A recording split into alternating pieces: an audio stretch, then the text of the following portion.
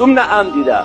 هر سړی به جومات ته راشي په سرتور سر باندې به ودرېږي. ته چې چېرته روان یې چېرته دفتر ته ځي یا یو ادارې ته ځي ته خو د یهودیانو علامه ټایمز وړندې ته چې دربار د الله دربار ته راځي دا یې خپل آداب دي ټوپۍ په سرول ته نه په سرې. لکه تا ته دغه کالج دغه یونیورسټي دغه اداره د دغه افسر دفتر ته تګ اوچت ښکاري او د الله دربار ته تګ راتل سپک درته ښکاري.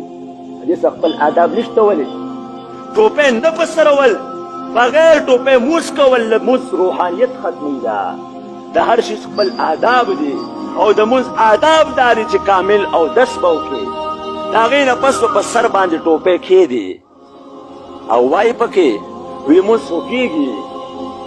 نو مونځ خو زمونږ علما جواب ورکوي بیا وی مونځ خو غټ کمیس واچوه او پرتوګ وباسه مونځ کېږي. دا وی چې نه کېږي. یو عالم هم د دې خلاف نشته. دا کمیس واچوه پرتوګ ماچوه مونځ کې وګته بې پرتوګه مونځ که نه په دغې خو شرمېږي. ځکه ته خو بغیر دغه یو مجلس ته لاړ شه یو پروګرام او واده ته لاړ شه هلته نه ځې بیا. خو چې کله د الله دربار ته راځي په سر د ټوپۍ نه سرتور سر الله ته ودرېږي او ټونګې وبخې او بیا وې الله زما ژوند ښه کړي. الله وي داسې مونځ چې کوم دی په مخ ورلره وګوري. کله چې سړی دا مونځ بغیر د آداب وکړي د مانځه نه پس دا مونځ په یو ګنده کپړه کې راغونډ کړي شو ورته وي دا یې سنبال ځان سره کېده. داسې مونځونه د الله نه دي پکار. داسې مونځونه داسې بندګي د الله ډو پکار نه ده. داسې بندګان الله د خپل در نه بیا لرې کړي. نو محترمه په سرتور سر باندې مونځ نه کول او ګوره ټوپۍ په سرول دا سنت دی د پیغمبر. صرف په جومات کې نه بازار کې. او ټوپۍ د سړي څومره سپینروبې ښکاري څومره خوند او مزه کوي چې د بنده په سر ټوپۍ وي څومره دروند خوږ ښکاري. او د دې اصل قصوروار څوک دی محترمو بیا به راشو. د جومات امامانو پګړۍ وغورځولې مقتدیانو ټوپۍ وغورځولې بس.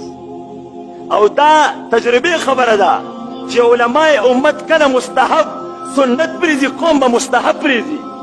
کله چې علماء امت فرض پریزي قوم به سنت پریزي. یو درجه کې به امتیان دا قوم مقتدیان به روانې دي.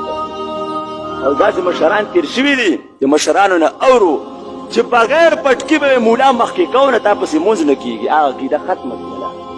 هر یو راځي او بغیر ټوپۍ بس مولا دی امام دی مخکې کېږي. دا تاج العرب دی پټکي.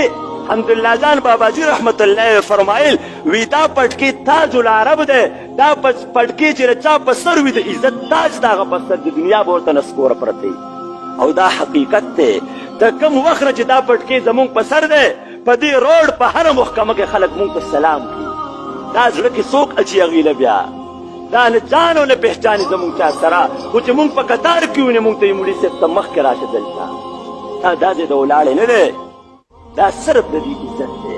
د پیغمبر په سنتو کې عزت دی محترمو. نن مغرب ولګېدو د پیغمبر په سنتو کې مونږ ته ذلت او رسوایي ښکاره کړله او خپل شی راته مخې ته کړي. دې کې عزت دی او خوند دی. نو د الله د رضا لپاره په دې 40 روپۍ باندې ټوپۍ کېږي. ځان له سړي ټوپۍ والي جیب کې پرته وي مونځ له راځي دغه ټوپۍ په سر کوه مونځ نه کو دا ټوپۍ فولډ کوه په جیب کې ځان سره کېږي. څومره بهترین عمل دی دا. نو دې